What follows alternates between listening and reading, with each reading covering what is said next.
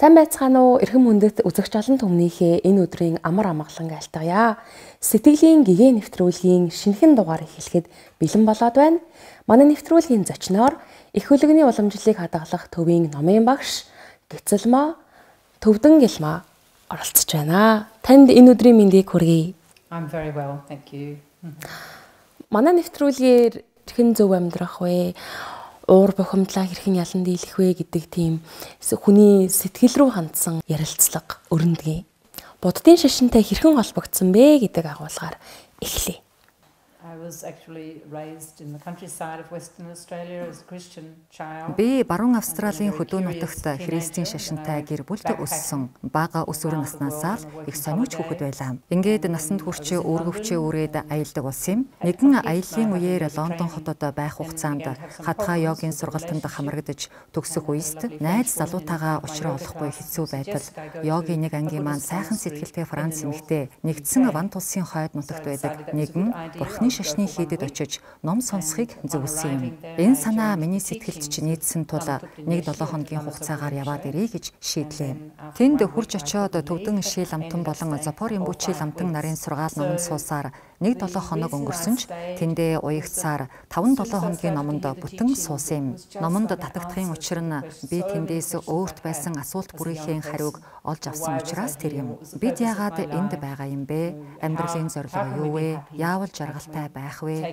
Яаж бусдад жаргал өгөх вэ зэрэг асуултууд надад байлаа. Тэрхүү ном сургаалаас намайг хамгийн ихээр татсан нь сэтгэлийн тухай тайлбар байсан юм. Мөн өвлийн үрийн сургаал нь яагаад сайн хүмүүс нялх бяцхан хүүхдүүд зовдөг вэ гэх мэтийн асуултуудын хариуг өгсөн юм. Би үүнээс өмнө ийм сэтгэлд хүрсэн тайлбар сонсож байсангүй. Үнэхэрийн учир шалтгаан бүхий тайлбарууд байлаа. Мөн тэрчлэн лам багш нараа сонсож байгаа зүйлдээ шууд битгий итгэж үнэмшээрээ, шинжилж үзээрэй. Энэ бүхэн таны өдөр тутам амсаж эдэлж байгаатай нийцтэй байна уу үгүй юу шинжлэрээ хэмээн үргэлж айлдж байсан нь болон сонссон ном бүр маань Бурхны шашин бол миний дагах зам мөр мөн байна хэмээн баттай шийдвэрт хүргэсэн юм. Та Монголд ирээд 17 жилийг үдсэн байна. Тэгэхээр яг Монголд амьдарч явах хугацаанд таны сэтгэлд гүн үлдсэн тийм нандин дурсамжаас хаваалцуулаас. And somehow it kept getting extended and I'm very happy for that. Би Монголд анх 2 жил ажиллах гэрээтэй ирсэн юм. 2 жил юу байх вэ дээ гэж бодож байтал түүнээс хойш ажиллах хугацаа олонтоо сунгагдлаа. Би үүнд баяртай байдаг. Ярилцлагын богинохон хугацаанд Монгол орны миний сэтгэлд үлдээсэн бүхнийг дурдах амаргүй. Учир нь Монгол орны амьдрал ард иргэдээс би асар их зүйлийг сурч мэдсэн нь миний бусдад зааж сургасантай харьцуулшгүй. Монгол орны хөдөө нутгаар явхад надад танил дотн байдаг. Хэдийгээр миний төрж өссөн баруун Австрал нутагтай газар зүүн хувьд өөрч уужим цэлгэр тал нутаг, мал сүрэг, шагаагаар тоглох зэрэг олон зүйл нь миний өссөн нутаг фермийг минь санагдуулдаг. Монгол хүмүүсийн шулуун шударга найрсаг зочломтгой зан сайхан байдаг. Хэдий би гадныхч эндхийн хүн мэтэл санагддаг. Харамсалтай нь би хэл сурсангүй. Миний ойлгодог монгол хэл тун жоохон ярих бол бүрч чадахгүй. Таны хичээл сууж исэн хүмүүс илүү ийм нөгөө бурхны шашин, буддын гүн ухааны сургаалуудыг амьдралд ойр дүт байдлаар зааж одоо хичээлээ ордог гэж хэрхэн хичээлээ бэлтгэдэг вэ? So firstly, how do I prepare for my classes? I mean, thanks to Би олон жилийн туршид ихэнхдээ Запорын Бүчил амтнаас зарим номыг Төвдөн Ишил амтнаас сонсож ирсэн. Би дээдийн номын мэдлэгтэй гэж өөрийгөө хэлэхгүй. Харин лам багш нарын маань онцгойлон зарилгалдаг зүйл юу вэ гэхээр хэрэв та өөрийгөө Бурхны шашинтан номыг үлдээчин хэмээн нэрлэж тэр адил байхыг хичээж байгаа бол сонсож дууссан номоо амьдралтайгаа сэтгэлтэйгээ нэгтгэх хэрэгтэй гэдэг байлаа. Тиймээс миний хувьд хичээлээ заахдаа тэр нь ойлгомжтой бөгөөд амьдралд хэрэгжүүлэхэд амар хэлбэр байх утсаар бэлддэг. Өөрийн амьдралд тохиолдсон зүйлсээс ч хуваалцдаг ба зарим хүмүүс толгой тохиж байгаа харагддаг нь ойлгомжтой байна, зөвшөөрч байна гэсэн үг болов уу? Би мөн хүмүүст биелүүлж болох үйц зөвлөгөөг өгдөг бөгөөд зүгээр нэг лекц биш шүү дээ. Хамгийн гол нь номыг сэтгэлдээ бүтээхэд цаг хугацаа ордог, төвчээр хэрэгтэй гэдгийг бодох хэрэгтэй. Ингээд сонссон номоо сайтар бодож тунгаах хэрэгтэй. Мөн ахин дахин сонсох нь чухал. Би хүмүүсийг хичээлээс сонсож ойлгож авсан зүйлээ дараагийн хичээл хүртэл өдөр тутамдаа хэрэгжүүлэх гэж оролдож үзээрэй хэмээн байнга хэлдэг. Залуучуудын тухайд бол би настай хуургын хувьд залуу хүмүүст хэр их хүрч чадаж байгаагаа мэдэхгүй л байна. Гэхдээ манай бяцлаглалын хичээлд зорж ирдэг залуу хүмүүсийн тоо нэмэгдэж байна. Намайг анх ирсний дараа манай хичээлүүдэд голдуу настай хүмүүс оролцдог байсан ч одоо ялангуяа бяцлаглалыг залуус сонирхдог болжээ. Мөн тэдэнд ойлгомжтой ярих, ялангуяа сэтгэлийн хөдөлгөөнүүд, ёс суртахуун, тэдний өдөр тутмын амьдралд тохиолдож буй элдв бэрхшээлийг ярихад сонирхох болов уу? Судар номоос иш татхаас илүү тэдэнд ойлгомжтой байх үйс яриа л чухал бах. Надад тийм чадвар байхгүй ч үүнийг байнга оролдож байл гэж санаж байна да. Одоо нийгэм цаг үе өөрөө бас дээрээс нь сэтгэлийн хямрал, айдас түгшүүр ихтэй болсон. Энэ дээр тулгуурлаад хүмүүст энгийн аргаар хэрхэн сэтгэлээ тайван байлгах вэ, сэтгэлээ зөв удирдах вэ гэдэг энгийн тийм дадлуудыг та манай үзэгчдэд бас хэлж өгвөл. It's true. Many people are having more and more anxiety and fear. Энэ их хэрэгтэй асуулт байна. Үнэхээр өнөө цагт айдас түгшүүртэй хүмүүс ихсэж байна. Айдас түгшүүрээс салахад зөвхөн бяцлаглал тустай гэхэд бас хэцүү. Давхар бусад арга хэмжээ авах хэрэгтэй гэж боддог. Минийхээр бол биеэ сунгах, йог, тайчи, чигон зэрэг дасгалтай зэрэгцүүлнэ. Эдгээрийг өдөр бүр хийхээс гадна гүнзгий амьсгалах дасгал тогтмол хийх, ялангуяа гаргаж буй амьсгалаа уртаар алгуурхан гаргаж сурах зэрэг хэрэг болно. Ингэснээр бидний бие, сэтгэл аяндаа тайвширч амарч байдаг. Улмаар суугаад амьсгал дээрээ төвлөрөх хялбархан бяцлал хийж болно. Амьсгал нэг бүрийг алдалгүй төвлөрч байхад бид өнгөрсөнд очихгүй, ирээдүрүүж явчихгүй. Яг энд одоо байж байна гэсэн үг. Энэ цагтаа тогтож чаддаг болчихвол айдас түгшүүрийг ялж чадна. Ингэчих болов уу, тэгчих болов уу гэсэн айдас арилна. Мөн биеэ суллаж амраахад сайтар суралцах хэрэгтэй. Энэ бол ямар нэгэн дэлгэц харж суун гэсэн үг бус. Энэ бол тогтуун байх, хөдөлгөөнгүй байх, суллахад суралцсан гэсэн үг. Ийхүү олон давхар стрессийг суллаад сурчихвал өөрийн сэтгэлийн дотоод дох амар амгалан мэдэрч чадна. Маш сайхан зөвлөгөө байлаа. Магадгүй манай үзэгчид бас амьдралдаа дадуулж хөвшүүлэх баха гэж бодож байна. Уур бухимдалтай хүмүүс нилээдгүй байдаг шүү дээ. Уураа барихын төдий уураа хэрхэн дарах вэ гэдэг асуултыг танаас. За, энэ бас чухал асуулт байна. Бид бүгдээрээ л элдв сэтгэлийн хөдөлгөөнийхөө эрхэнд түүний дотроос уурын эрхэнд орж зовж явдаг.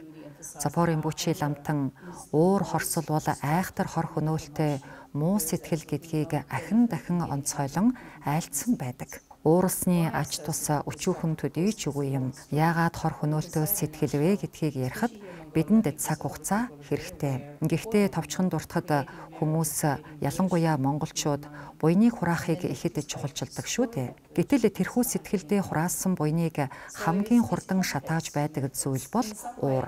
Хэдийгээр сэтгэл дэх уурыг танихад хамгийн амарч ихэд хүчтэй муу сэтгэл тул түүнийг дарж урвуулъя хэмээн баттай шийдэж сайтар хичээн шамдах хэрэгтэй болдог. Дээр нь үргэлжид сэрэмж дадалтай байх хэрэгтэй. Уур хэмээх нисванисыг дарахын тулд эхэнд нь гмийг нь таньж мэдээд дурдж санана. Хэрэв бид уурыг энэ дэлхийн хамгийн хүчтэй гал адил юм байна, хураасан буйныг маань шатааж барж дуусгах юм байна гэдгийг баттай ойлгохгүй бол уурыг даръя гэдэг сэтгэл төрөхгүй. Нийгэмд тустай номын ажил хэдийгээс эхэлсэн бэ?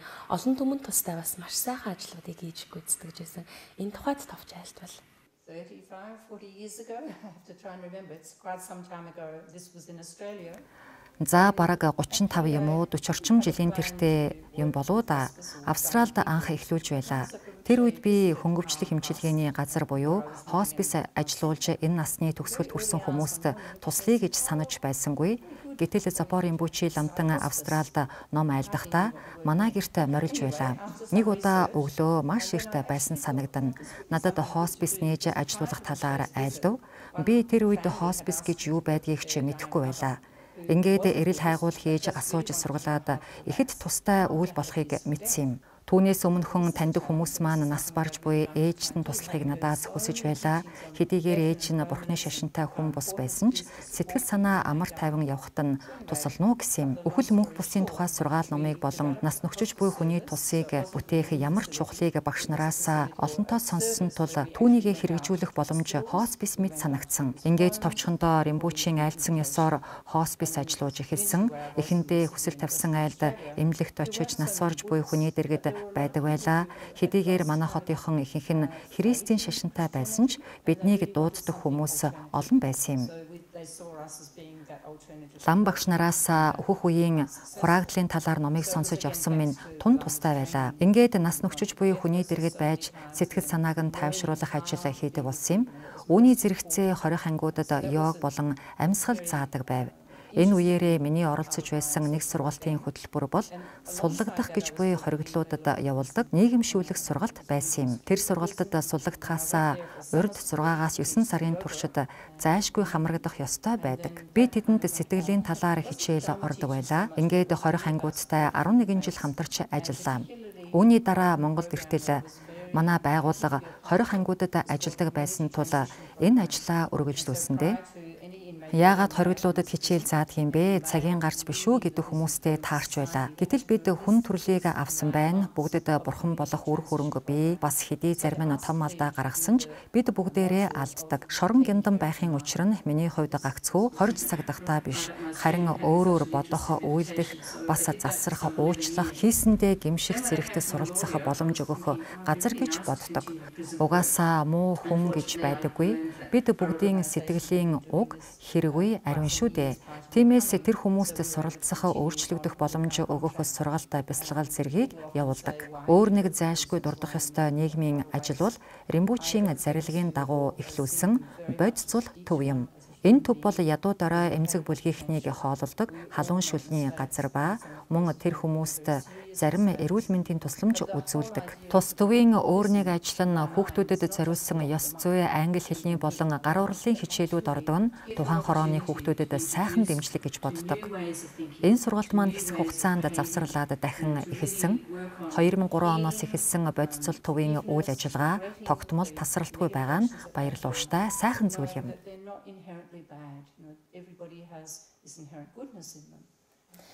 За тэгэхээр манай үзэгч олон түмэнд хэрэгтэй маш олон сайхан сургаал номлол номын айлдваруудыг айлдлаа. Тэгэхээр манай нэвтрүүлгийн бас дуусах хугацаа төгсөж байна. Тэгэхээр сүүлийн хормыг танд үлдээе. So I would like to say to the Mongolian people, to the whole nation actually, from a Buddhist perspective, Монголын нийт ард түмэнд энэ олон жилийг Монгол оронд бурхны шашинтай газар оронд өнгөрүүлэх боломж өгсөнд нь баярлаж явдгаа илэрхийлье. Урд би олон жилээр бурхны шашинтай улс оронд амьдарч байсангүй. Надад найрсаг сайхан ханддагт би энд орон байр идэ ундаа гэд амьдралын нөхцөл бүхнээр хангагдсан байдагта баярлаж талархаж байдаг. Хэдий би анхлан суралцагч Запор Римпочи ламтны зарилгийг биелүүлж байгаадаа бусдын тусыг бүтээ хэмээн хичээх завшаан гарсанд баярладаг. Би зөвхөн нэг бурхны шашинтанч бус бүхий л шашин итгэл үнэмшлийн хүмүүсийг сургалтаа урьж хамтдаа эвтэй найртай харилцсан ойлголцож амар тайван жаргалтай амьдралд зорихыг уриалж байдаг. Ингээд төвийн үйл ажиллагааны нэгэн хэсэг нь байгаадаа баяртай байдаг. So let's all pull together and do whatever we can. And I'm happy to be a very small part of that. Thank you. Үзэгчдээ сэтгэлийн гэгээн нэвтрүүлгийн энэ удаагийн дугаарыг өндөрлөж байна. Манай нэвтрүүлгийн зочноор их хөлөгний уламжлалыг хадгалах төвийн номын багш Гицэлмаа Төвдөн Гэлмаа оролцлоо. Дараагийн дугаараар дахин уулзтлаа. Баяртай үзэгчдээ.